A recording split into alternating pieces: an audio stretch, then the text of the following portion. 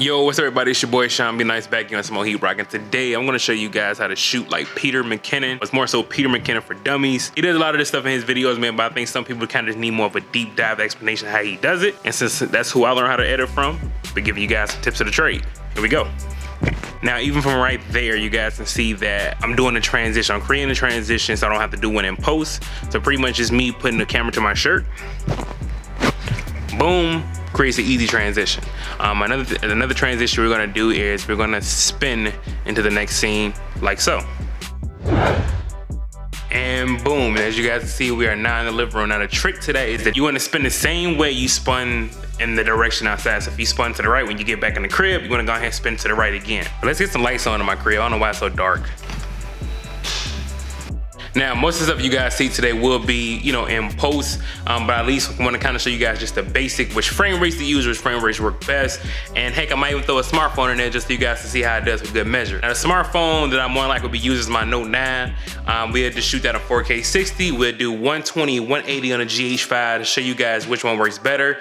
I personally use 180 all the time. I don't really care for 120 like that, but most cameras don't have that. So that's why I'm going to show you guys all three for the most part so you guys get an idea of how to do it. Now, the reason why I'm doing this in the house, because this is the first thing you want to kind of do is get comfortable within your own environment, right? Because if you're going to vlog or do any type of camera work outside in the public, you want to at least make sure that you're comfortable speaking in front of the camera, having good quote unquote camera etiquette. There's gonna be a couple times, man, like I know in my videos I had a couple of booger sugars in here, man, so it happens, B, but at least you want to get comfortable to the point where it's like that happens, it's not a big deal.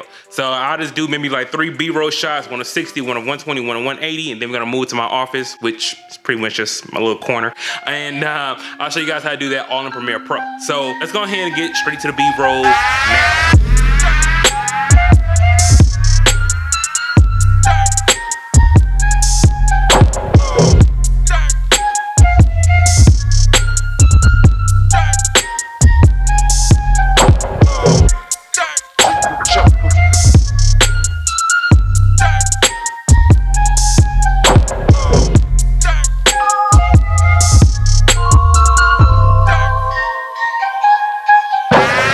Now, technically, since this is a video for quote unquote dummies, as you will, just dummies not being an actual describing word, is more so just a reference point to say like, hey, this is for people who are like really early beginners. Now, this is gonna show you guys the mode I shoot in. I shoot with the GH5. First of all, I'm gonna use a battery grip, and I usually use a Gorilla tripod, but I didn't use that for none of the B-roll we did. I use all handheld because this here gives it a nice little grip. And I'll show you the settings that I'm using. So right now, I'm kind of still experimenting for the most part, but when I do my vlogs or tech vlogs, as you will, I shoot in manual mode. I got the ISO on. ISO is pretty much this thing about how bright or dark a scene is, right? So you wanna hit the ISO button which is here on your camera, right? And I usually keep mine on auto just for the sake of, I don't feel like, changing the ISO every time I do anything outside. I don't have a problem adjusting the aperture, but I just don't want to keep changing the ISO all the time. So ISO I keep at auto. Most people when they shoot in manual mode on vlogs, they usually shoot like in 200, but whatever. Do as you please. As you guys see, there's a little mic because I do have a mic connected to it. It's currently not on. You don't see a green light. This is a Techstar mic, by the way. Everything that I'm talking about will be listed down in the description below if you want to check it out for yourself. Right now, my f-stop is at a 2.2. My shutter angle is at 179. Now, this is for dummies. There's no point in me really going into shutter angles. Most of you guys' stuff will be on auto, but just so you can kind of see the settings I have set up. I shoot on MOV.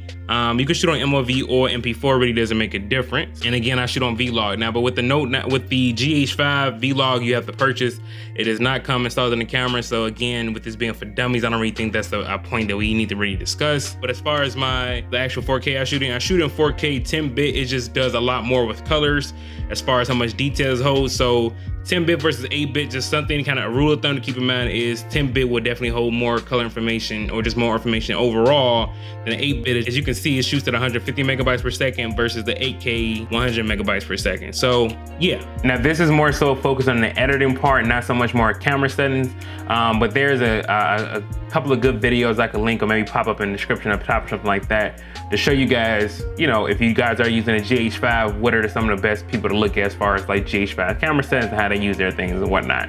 But right now, we're gonna go ahead and go into post. I'm gonna drop all these files into Premiere Pro. I'm assuming if you're watching this video, you know what drop files in Premiere Pro me. So we're gonna drop the files in Premiere Pro, and then we're gonna go ahead and get into the post-production of the scenes we just did. All right, now personally, I can tell you guys with 10-bit video, you're gonna wanna create proxies. So right here, as you guys can see, we're creating a proxy for all the files that we're gonna dump and import. I've already added the settings. So now when I drop these files into Premiere Pro, they're automatically gonna start creating proxies for the files we just did.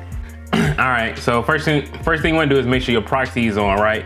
And to do that, you see this little symbol here, toggle proxies. You wanna make sure that's clicked to, it's highlighted in blue. To get to that, you wanna do is hit the plus symbol. If you don't see it on your screen, hit the plus symbol, then you will see it in here. You'll click on it and drag it over here, whatever you wanna do, and then you hit okay, then you can get out. But I already got it there, so there's no point in me doing that, okay? So here we go. Let's go ahead and play the file. As you guys see, I'm starting here with my shirt. Yo, what's up, everybody? It's your boy Sean B Nice back here on some more Heat Rock, and today I'm gonna show you. All right, let's go ahead and just do to the spinning part. All right, so as you guys can see, we are about to spin right there. Now we gotta find the other clip in which we did the actual spin into the living room. So let's go find that clip. All right, so as you guys see, I'm getting ready to spin. Let's go ahead and, as crazy as I look right now with my eyes, I don't know what it is in my eyes, but yeah. So the purpose is to try to catch it in mid-spin. Am I perfect at it? No, but go ahead and spread this out a little bit. Let's go ahead and cut it right there. Let's go ahead and E on the keyboard to rip or delete for your shortcuts. And then we're gonna speed ramp this stuff. We're gonna speed ramp here. And we're gonna make another cut here. So what we're gonna do is we're gonna speed these clips up.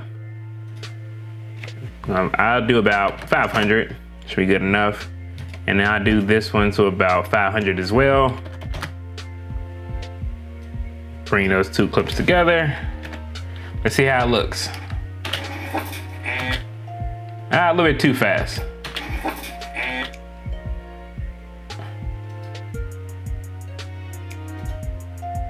Let's try doing this at, let's try 300. Is there a perfect science to this? No, but I make it work. Let's see how it looks now. So as you guys can see, the speed transition is not perfect where I want it. Again, it's not like a perfect science. This is something even I don't have down pat, but you get the idea of how to pretty much spin in the same direction. If you wanted to, what you could do is you can, because we're hearing a sound when we do that, so we can go ahead and just delete the audio there. We can replace that with a track or something like, fast forward or something like that, and we can make it like this. So the thing is, when I'm looking at it, I didn't go fast enough for this. So let's see if we bump that up to 150. Let's see if that'll help. And boom, as you guys see, it's good enough. So that's the first one. Now let's do the B-roll section. So I didn't even explain to you guys how to do that, right? So as you guys see, you pretty much want to right click on a selection. Right, once you right click, it's a speed duration, and then you can go ahead and change speed duration to however you see fit. So let's say if you just want to kind of put this at 200 to kind of just get things even going a little smoother. I got mine set up, my rip or delete to do anytime I hit E, it'll automatically close it in. So let's see how it looks now, just so you guys understanding. And boom, as you guys. Not perfect, but that's something you want to play with, kind of tweak out to get your own settings. The main thing is, you want to spin fast. I don't think I spun fast enough outside. When I did on the inside, you want to at least try to have it at the same speed when you do that spin transition. All right, so moving on. Now also, you guys are probably gonna notice that the color looks a little bit washed out. Again, this is a vlog profile, but I'll just show you guys. We'll do that more towards the end. Let's go ahead and get the B-roll stuff in order. All right, so what we'll do, we'll start with the Note 9 first. We'll start with the Note 9 clips. Then we delete those and go from there. I know these are Note 9s because of the time codes that you see up top. That's how I know. All right, so as you guys can see, the way we started off with the Note 9 is we kind of gave ourselves a little transition to come into. So what we could do is, first things first, since you kind of want to slow this down, you're gonna want to modify or interpret the footage. So let's go ahead and go to that Note 9 clip again. Okay, now as you guys can see, when we put it up here at 60 frames per second, this is how it looks. Okay, you see how it was able to grab focus very, right away. Now, as you guys see, the time is about 15 seconds. Now, once we interpret this footage, what we're gonna do is right click on that very same file. You're gonna wanna go to modify. You're gonna go to interpret footage. Then we'll go to assume this frame rate. We're gonna put it about 30 seconds. As you can see, it doubled the time. So now that 15-second clip has turned to a 31-second clip. And now let's play that back again. Let's see how it looks.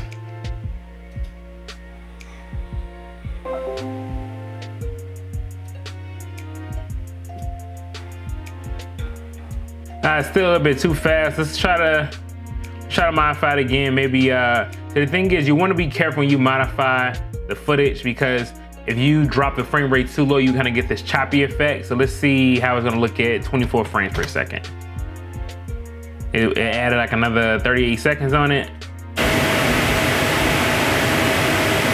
Okay, it doesn't look too bad. It's not how I want it though. Again, this is why I'm just showing you guys how we're looking 60 frames per second. Why it's a little bit harder to kind of do slow-mo in 60. It can be done, but it's not ideal. It's really not ideal. Because even after we drop the frame rate to 24 frames per second, it's still just a little bit too fast, as you guys can see. It works, but you can make do what you got to make do with. But for the most part, most phones have slow-mo already built into their phones, especially Galaxy Note 9. But it's kind of want to show you guys how it looks, and that frame rate, it doesn't look too good, right? So let's try to find the clip in which we did 120 frames per second, and we'll merge those clips together with the transitions we created. Now here's a little trick. As you guys can see right here in the thumbnails we scrubbing through, I am counting to let me know like, hey, this is the 120 frames per second clip. So go ahead and drag up the timeline, and you'll see my hand. It's counting. This is at 120. All right, let's go ahead and drag that in here. Now, again, since the first clip we put on here was 4K, you wanna set the frame rate. Okay, you wanna set the frame size, not scale the frame size. You wanna set the frame size. Reason being, when you set the frame size, you're actually putting that frame at the actual size of the current video. And when you're scaling it, you may lose a little resolution. From what I've seen, at least I could be wrong, but from what I've noticed, the resolution is not the same versus scale to set. Okay, so you set the resolution. Now, we're gonna wanna speed that up until we get to that part. Now, he does speed ramping differently than I do, but it's still the same thing, still works. So again, cut the section in which you want the frame rate to be sped up. We're gonna go ahead and hit right click, speed duration. We'll put it to about 400, see how it looks. Ripple delete, and let's see how it goes. And not too bad. If you want to speed it up some more, you can, but as you guys can see, it snaps right into action. I like it. I like it a lot. Okay. So then as you guys can see, we're turning it off, right? Once we start turning it off, we can go ahead and, so here, we'll actually do it from this scene here.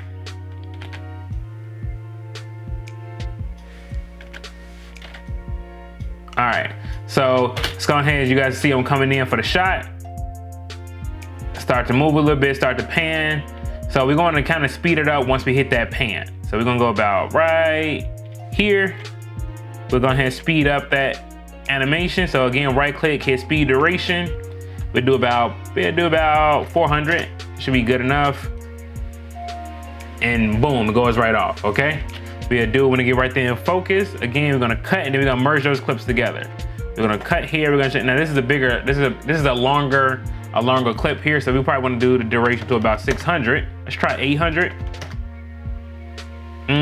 We'll see how it looks. So again, coming from here and boom. You see that? It's a seamless transition. The point of speeding that up is so you can make the transition seem very seamless. We can make it, if we want, we can make it even faster than that. We can set the speed duration to about, let's try 1300. That may be perfect. That may be the money maker right there. You can go ahead and put a whoosh sound in it if you want to, but from now, boom, there you go. Now, again, am I perfect at this stuff? No, but I have at least a decent enough grasp on it to kind of show you guys how to do this. And I like it. So if you guys ever seen my YouTube's I Don't Like series, I do like I do a few transitions like this. And it works out. It works out well. Now, the first thing I do when I do anything when it comes to editing, the first thing I do is find the song. Now, the platform I use in which to find the songs is called Epidemic Sound. Let's go ahead to Epidemic Sound. I'm gonna log in and let's see if we can find. Now I personally like trap music. I like trap beats, just a heavy beat. I just like something like, well, high BPMs pretty much, so it kind of gets you guys like in the mood. So let's see what we can find.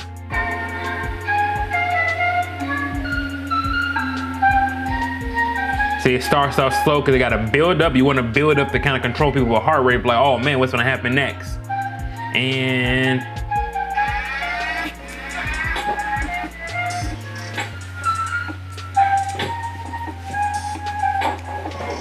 so you want to feel a beat, man. You want to feel it in you, know what I'm saying? Because you're going to be cutting to this, so you want the beat to kind of speak to you. And this beat is speaking to me right here.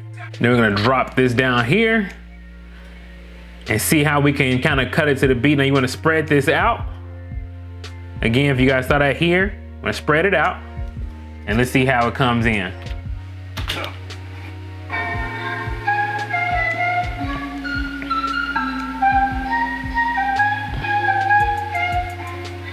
Now I'm gonna show you guys something as soon as this gets through playing.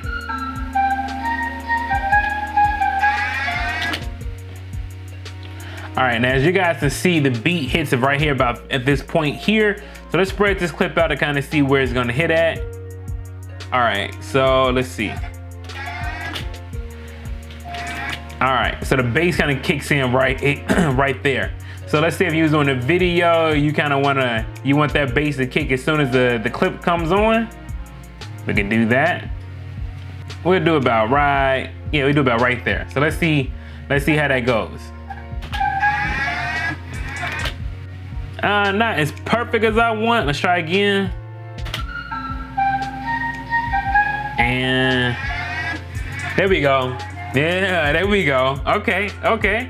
Again, you want the beats. For me, the way I make my videos is the beat has to talk to me. I need the beat to be hard. I need it to hit. Like, it gotta talk to me. If the beat's not talking to me, sometimes throw off my whole video idea. So Epidemic Sound is a place I go to find great music selection. Now, let's see how this stuff will look in 180 frames per second now that we're sitting there 120. 120 works good, as you guys can see. It works very well, but I like 180. And trust me, you guys will know 180 when you see it. It's gonna be drastically slower. So as you guys can see right here, even right here in this clip here, drastically slower than 120 frames per second. It just gives you more of a better depth of field. I mean, like, it's a lot nicer if you ask me. Now, one thing I would recommend for sure anytime you do clips is set the frame size, lock your audio track, because sometimes you dump clips in, you don't want it to interfere with the audio track. So make sure you lock it so you don't have to worry about it messing anything up, okay? All right, so here in this clip, let's go ahead and find that perfect one we're looking for. All right, so about right here is when the transition is starting. As you guys see, it slows down right there. That 180 frames looks really, really good. Let's see how we would do that into another scene. All right, as you guys can see here, nice little shot of the lights. And let's see where our other scene is so we can kind of incorporate that into the transition. Again, you guys it's better sometimes to create the transition yourselves. And just for you guys, for the sake of this video here, I'm only highlighting the parts I want by hitting I at the start point and here O, because I want it to be my end point. I'm gonna drag this clip in with no audio, so it's gonna be easy to work with. Not a lot to work with, but here, after this part here, we're moving on to color grading. We see how I do that. Now again, this is a bigger clip, so we're gonna go ahead and want to make that to about, we'll do 1,000 on this one. All right, that seems about perfect. So let's see how it looks. Seamless. Is it, again, perfect? No, but you guys definitely get the picture. Now let's see how this will look if I add an adjustment layer to it to do the color correction. Now, rule of thumb, you always want to add an adjustment layer to do color correction. You don't want to do it directly in the clip, because at least if you're having a problem and your system is bogging down, you can always disable the adjustment layer and continue editing how you were before to have a fluid workflow. So for me, I got a shortcut set up where I just hit A, creates my adjustment layer. Again, keyboard shortcuts is your best friend. Edit your keyboard shortcuts to your workflow. So for me, I know I want E and A. So E is gonna be my ripper delete. I'm always using ripper delete, and I want A for my adjustment layer because I'm always adding an adjustment layer on all my footage. Okay, so here, again, so right now in this scene here, now for me, I do own the Peter Mckinnon LUT pack. I don't like it, but I'm not a fan of it, but I'll show you guys what it looks like. Let's go to Peter Mckinnon LUTs. There you go. And let's just see what clean and tidy looks like. It doesn't look too bad. Let's see if we can boost up the saturation just a little bit.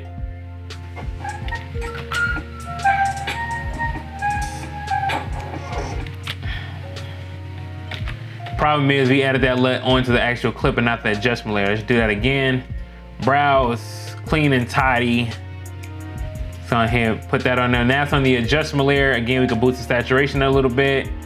Compared to this clip, you see the difference.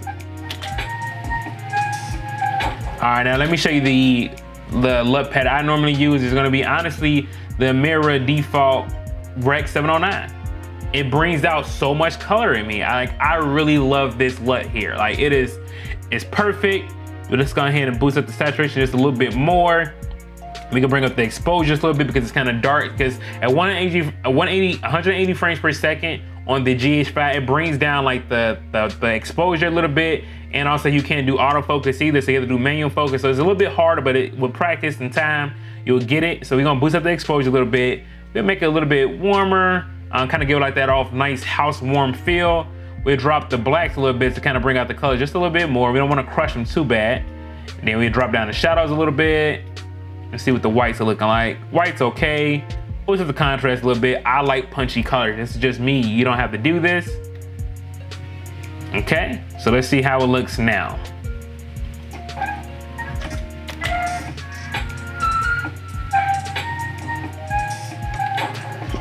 Like, look at that. There's a huge difference. Now, again, this is 10-bit. Now, if we return, let's see. So this is why I shoot in 10-bit. It just holds a little bit more color than it does 8-bit. And like right now, to me, these colors are very punchy and poppy.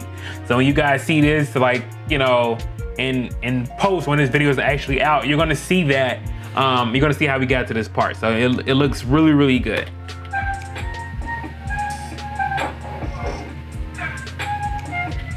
All right, so for now, I think that's good enough. We're not gonna touch After Effects, but I will link Peter Mckinnon's video for After Effects down in the description below so you guys can check that out. I'm not really a pro at After Effects just yet. I'm still learning. I watch these videos to learn that too. So, but I hope this thing definitely helps you guys out. As far as the equipment that I use, I'll make sure I link there, everything down in the description below. There is one piece of equipment that I am anxiously waiting on, but it has not arrived yet, but I will be doing a full review on that. And that product is, if I just told you guys right now, then why would you come back? Make sure you subscribe so you can check it out, man. It's your boy, Sean B. Nice, and I'm out. Deuces.